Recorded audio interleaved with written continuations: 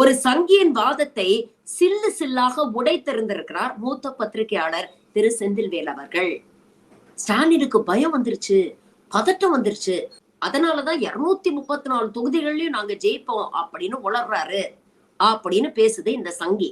உடனே பயமா யாருக்கு அப்படின்னு தரவுகளோடு தன்னுடைய வாதத்தை தெளிவாக எடுத்து வைக்கிறார் செந்தில்வேல். பாத்திரசி முதலமைச்சருக்கு பயம், பதற்றம் ரெண்டும் வந்துருச்சு.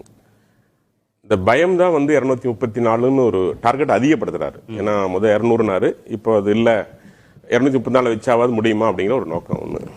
இப்போ அவர் சொல்லுகின்ற பொழுது மரியாதைக்குரிய சகோதரர் ஜே.கே. நாகராஜ் சொன்னார், நம்முடைய முதலமைச்சருக்கு பயம் வந்து விட்டது, அதனால 234 தொகுதியிலும் வெல்லுவார் அப்படின்னு சொல்றாரு.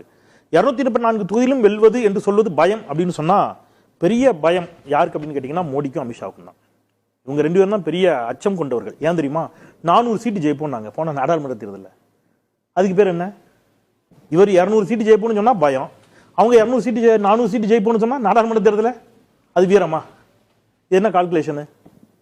நான் என்ன கேட்கிறேன், நீங்க பண மதிப்பிழப்பு நடவடிக்கை, கொரோனா பேரிடர் போது மக்களை தெருல விட்டது, பெட்ரோல் டீசல் கேஸ் விலை ஏற்றம், தங்க விலை ஏற்றம், அரிசிக்கு கூட, சாப்பிட்ற அரிசிக்கு கூட வரி, இவ்வளவுத்தையும் போட்ட நீங்க படித்த பட்டதாரிகளுக்கு ஆண்டுக்கு 2 கோடி பேருக்கு வேலை தருவோம்னு சொல்லிட்டு பக்கோடா விற்க சொன்ன நீங்களே 400 சீட்டு ஜெயிப்போம் என்று நம்பிக்கையோடு சொல்லுகின்ற பொழுது சொன்ன திட்டங்களில், வளர்ச்சி திட்டங்கள்ல பெருவாரியான வளர்ச்சி திட்டங்களை நிறைவேற்றிய ஒன்றுபட்டு நிற்கக்கூடிய ஒரு அணியாக இருக்கக்கூடிய ஸ்டாலின் அவர்கள் தலைமையிலான அணி தொடர்ந்து பெற்றுக் கொண்டிருக்கக்கூடிய ஒரு வெற்றியின் அடுத்த கட்டமாக அவங்க ஜெயிக்க மாட்டாங்கன்னு சொல்றது என்ன வாதம்? வெறும் 5 வருஷத்துல 10 வருஷம் ஆன்டி இன்கம்பன்சிக்கு பிறகு இவங்க வின் பண்ணிடுவாங்களாம்.